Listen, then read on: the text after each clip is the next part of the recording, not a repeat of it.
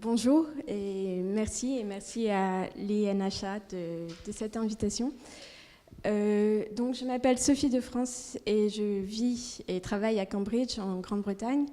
Et en cette journée européenne du patrimoine, j'aimerais vous parler d'un petit bout de patrimoine français et européen qui en fait se trouve en Grande-Bretagne. Donc pendant près de 2 ans, de 2016 à 2018, j'ai catalogué et j'ai fait la promotion d'une collection qui avait été donnée à la Bibliothèque universitaire de Cambridge en 2012.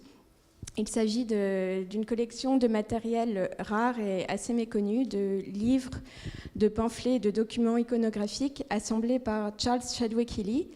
Alors, Charles Chadwick Healy est né en 1940, c'est un éditeur et il est passionné de photographie et de livres et il collectionne les photographies et beaucoup de livres. Il a fondé par exemple le journal Publishing History en 1977. Et donc dans cette communication, je vais vous parler d'une toute petite partie du matériel de la collection. Donc une toute petite partie parce que cette collection est grande et qu'elle continue de grandir. Alors tout a commencé en 2001. Je pense qu'on peut mettre la première image. Voilà, tout a commencé en 2001. Donc Charles Chadwick Healy collectionnait déjà les livres de photographie. Et cette année-là, Michael Dawson, qui est un marchand de livres ancien à Los Angeles, lui a vendu un livre de photographie de guerre qui s'appelle « À Paris sous la botte des nazis ». C'est un livre de photos prises pendant l'occupation et livre dont la préparation avait commencé en secret en mai 1944 et qui avait été finalement publié quelques semaines après la libération. Les photos avaient été prises par le photographe Roger Schall, qui était un photographe de mode, en fait, dans les années 30. Et le livre avait été publié par la maison d'édition de son frère Raymond Schall.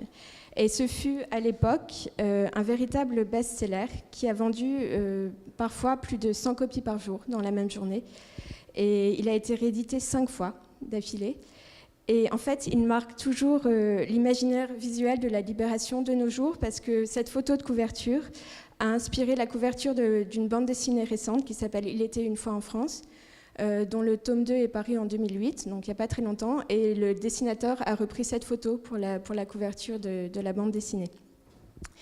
Donc Charles Chadwick Healy a dit que quand il avait vu ce livre, il s'était tout de suite intéressé à ce qui a été publié dans cette période. Donc il est allé à la Bibliothèque nationale pour voir ce qui avait été publié et il s'est rendu compte qu'il y avait une énorme ressource de matériel qui n'était pas du tout collectionné en tant que tel et pas du tout étudié ou utilisé. Donc les livres publiés dans les quelques mois qui ont suivi la libération de Paris. Et donc il s'est dit que c'était un matériel qui valait la peine d'être collectionné et qui montrait la façon dont les Français avaient partagé leur façon, avaient exprimé ce qui s'était passé pendant l'occupation et pendant la libération. Donc en fait, c'est une collection fondée sur le partage et sur la réaction partagée à un traumatisme, le traumatisme de la guerre de la Seconde Guerre mondiale. Le thème, le principe unificateur de ces livres, outre la langue française et les dates, mais pas le lieu de publication parce qu'en fait, on a un certain nombre de livres qui ont été publiés hors de France, en Belgique, en Suisse, au Canada, à New York et en Argentine, au Mexique. Enfin, il y a des livres publiés partout. Mais le thème est vraiment de montrer comment les Français ont utilisé le livre et la photographie comme moyen pour réagir à ce qui venait de se passer en France et dans le monde. Et donc, je pense que c'est la première collection de ce type. Donc, si on peut passer... Ça, c'est le colophon, donc la dernière page du livre Paris sous la botte des nazis. Et Charles avait été très impressionné parce que c'est vraiment une petite partie du livre, mais ça a été fait avec un grand souci typographique. Enfin, il y avait énormément de soins mis dans la production du livre et il trouvait ça étonnant qu'en 1944, dans les semaines qui suivent la libération, quand la France était déchirée et appauvrie, tant de soins étaient mis dans la production de beaux livres.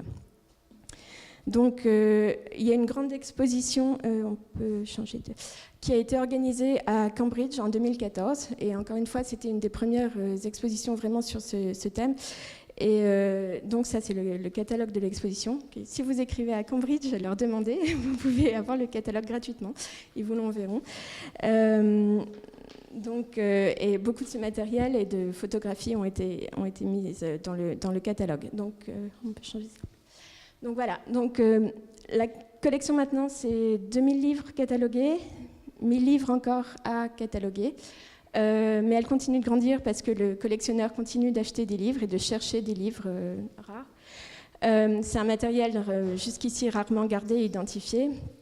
Un niveau de description très détaillé dans le catalogue qui est accessible en ligne à tous. Donc tout le monde est libre d'aller voir dans le catalogue en ligne et de chercher. Et on a aussi créé un blog, une page Flickr avec des photos. Un groupe Facebook, Twitter, donc voilà, si ça vous intéresse, vous êtes vraiment libre de voir beaucoup d'images et de chercher des informations.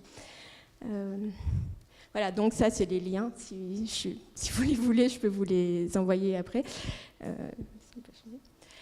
Et ça, ce sont les pages qui expliquent comment utiliser la collection et que chercher. Donc on essaye de classer les livres par thème, donc les romans, la poésie, etc. Donc voilà, ça c'est un autre livre qui a été un des premiers achetés par Charles Chadwick Lee, et c'est en fait un livre qui vient d'une exposition qui avait été organisée au musée Carnavalet en 1944-1945. Juste après la Libération, il y a eu une exposition sur la Libération. Donc c'était quand même assez exceptionnel. Et ça c'est le catalogue de cette exposition qui a été publié donc, en 1945 avec beaucoup de photographies, de photos qui avaient été faites à cette occasion. Et c'était François Boucher, qui était le directeur du musée, qui a publié le catalogue, et il a choisi des photos qui étaient très belles esthétiquement. Il refusait de montrer la Libération sous un jour sordide ou triste, et il a refusé par exemple les photos de femmes qui avaient été tondues pendant l'opération. Il n'en voulait pas dans son exposition, il n'a pas voulu dans le livre qui a été publié. Est-ce qu'on peut changer ? Voilà, ça c'est un autre exemple du matériel qu'on peut trouver, et c'est un autre exemple de l'implication des femmes dans la Libération, et c'est intéressant bien sûr pour Janine Nips parce qu'elle était reporter pendant la Libération. Ça c'est une autre femme qui s'appelle Elisabeth de Miribel, elle était à Londres, et elle a dit au général Leclerc qu'elle voulait être envoyée en France, et elle était ensuite en Italie, au Québec. Elle a dit qu'elle voulait être envoyée en France en tant que correspondante de guerre. Et il a dit, texto, « Je ne tiens pas à m'encombrer de journalistes, moins encore de femmes, mais nous allons faire un pari. Si vous réussissez à me joindre en France, alors je vous garde. » Et en fait, le 13 août 1944, elle a réussi. Elle est arrivée à la 2e DB, stationnée dans les jardins de la préfecture d'Alençon. Elle a réussi à les rejoindre avant qu'ils partent. Et donc, elle a couvert pour la presse la libération de Paris avec la 2e DB. Donc voilà, et ça, c'est son livre. Donc voilà. Alors, il y a beaucoup de beaux livres, de livres d'artistes dans la collection. Donc là, un livre de Jean Cocteau, illustré de photos de Pierre Jahan. Ça, c'est pour vous montrer le niveau de description dans le catalogue. C'est extrêmement poussé. Tout est décrit. Et le livre de Jean Cocteau et Pierre Jahan appartenait à Pierre Jahan, donc il y a une inscription. Et ça, c'est une autre chose que le collectionneur cherche à faire, c'est d'obtenir des livres signés avec des inscriptions, avec des marques d'appartenance ou venant des artistes eux-mêmes. Donc voilà une autre page de ce livre. La mort et les statues, avec les photos de Pierre Jahan. Voilà, un autre livre qui était assez important, ça a été les paroles de Jacques Prévert avec cette photo de Brassailles en couverture. Et ce livre a été le plus grand succès de poésie de l'année 45-46. Et la première édition a été épuisée immédiatement. Et le livre est devenu le 4e livre le plus lu de cette période. C'est le livre dans lequel se trouve le poème Barbara, que vous connaissez sans doute.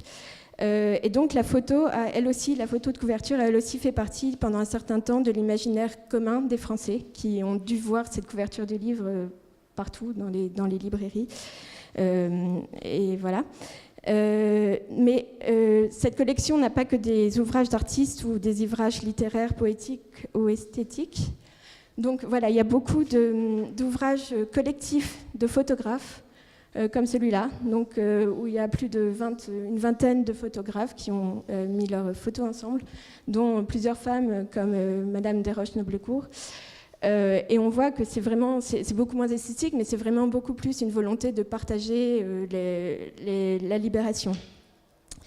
Et est-ce qu'on peut s'il vous plaît ? Voilà un autre livre qui a été publié par le comité de tourisme de Paris en 1945, donc avec des légendes en anglais. C'était vraiment pour les touristes, pour les armées américaines, pour les touristes qui peut-être pouvaient revenir à Paris. Et encore une fois, il y avait une volonté de montrer que la France était unie dans la joie de la libération, unie politiquement. Donc là, bien sûr, c'est vive de Gaulle. Et il n'y avait aucune volonté de montrer qu'il pouvait y avoir des tensions. On voulait vraiment montrer ce partage de la joie de la libération. Donc, je voulais montrer qu'il y a aussi beaucoup de matériel très très visuel dans la collection. Il y a notamment beaucoup de programmes de gala avec des publicités. Donc si vous êtes intéressé par la publicité des années 40 et 50, c'est fascinant. Donc là, c'est juste un exemple, mais en plus de la revue hors série de la revue militaire belge. Donc on ne s'attendait pas du tout à trouver des publicités pour Camp Paris. Mais voilà, donc il y a énormément de matériel visuel dans la collection. Voilà. Il y a aussi des livres pour enfants, par exemple. Donc ça, c'est un petit théâtre en papier à faire monter par des enfants. Je pense qu'il y a 2 ou 3 photos, voilà. Et c'est très intéressant pour voir la façon dont les combats de rue étaient perçus. Et la façon dont on incitait les enfants à rejouer ces combats de rue avec ces livres en carton à découper. Donc voilà un autre exemple qui est vraiment, encore une fois, sur le thème du partage. Il y a eu des albums de cartes postales édités avec des photos de la libération. Donc on incitait les gens à écrire ou à envoyer à leurs amis des photos de scènes de la libération de Paris. Donc c'était vraiment encore cette idée de partager la libération comme un moment national. Et pour finir, je voulais vous montrer ce dessin qui est donc un recueil d'aquarelles de Pierre-Albert Leroux, publié en 1945. Et je trouvais ça très intéressant parce que ça correspond complètement à ce qu'a écrit Janine Nips dans Le Temps de la joie. Donc elle a écrit « En août 1944, Paris se libère. Au service de la résistance, je parcours la ville à bicyclette. Par prudence, on me défend de photographier. Quel dommage. Les scènes épiques des romans de Victor Hugo sont là sous mes yeux. Les militaires côtoient les badauds de toutes les classes sociales. Les vieux, les estropiés, les malades blêmes. Personne ne veut être en reste. Les femmes poussent des voitures d'enfants décorées de drapeaux. Certaines donnent le bras à des hommes armés de fusils. Des tireurs nazis qui visent la foule sont précipités du haut des toits. J'en ai vu rue Le Pic. Les sirènes des ambulances se mêlent au son de l'accordéon. On danse au coin des rues. La joie éclate, celle de la liberté retrouvée. » Voilà, merci.